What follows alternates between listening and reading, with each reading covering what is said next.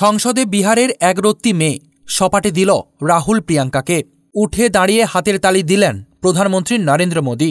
ভাই বোন রাহুল এবং প্রিয়াঙ্কার মুখের অভিব্যক্তি ছিল দেখার মতো।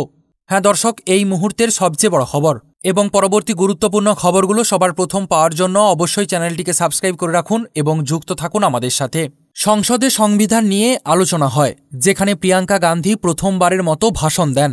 প্রিয়াঙ্কা সংবিধানের প্রসঙ্গ তুলে মোদী সরকারকে আক্রমণ করেন। এই আলোচনার মাঝে আরও এক মহিলা সাংসদের ভাষণ নিয়ে মেতে যায় পুরো সংসদ কক্ষ, যেখানে তিনি কংগ্রেসের 3 প্রাক্তন প্রধানমন্ত্রীকে তীব্রভাবে আক্রমণ করেছেন। जवाहरलाल नेहरू जी के कार्यकाल में 16 राज्यों में 243 सांप्रदायिक दंगे हुए।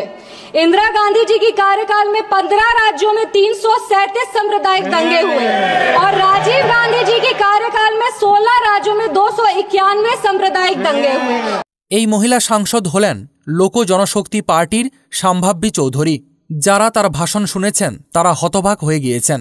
বিশেষত ভাই বোন রাহুল গান্ধী এবং প্রিয়াঙ্কা গান্ধীর মুখের অভিব্যক্তি ছিল দেখার মতো।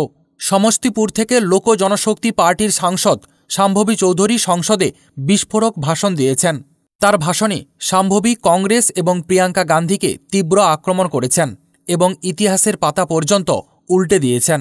শাম্ভবী চৌধুরী তার ভাষণে বলেছেন, বিরোধীরা তাদের বক্তব্যে আমাদের সংরক্ষণ বিরোধী, সংবিধান বিরোধী এবং দেশ বিরোধী বলে অভিহিত করেছেন, কিন্তু আমরা তাদের 3 প্রধানমন্ত্রীর বক্তব্য সংসদের সামনে রাখতে চাই। এরপর তিনি জওহরলাল নেহেরু, ইন্দিরা গান্ধী এবং রাজীব গান্ধীর কিছু বক্তব্য উপস্থাপন করেন। নেহেরুর বক্তব্য উল্লেখ করে শাম্ভবী বলেন, জওহরলাল নেহেরু 1961 সালে লিখেছিলেন, আমার কোনোভাবেই সংরক্ষণ পছন্দ নয়, বিশেষ করে চাকরির ক্ষেত্রে সংরক্ষণ।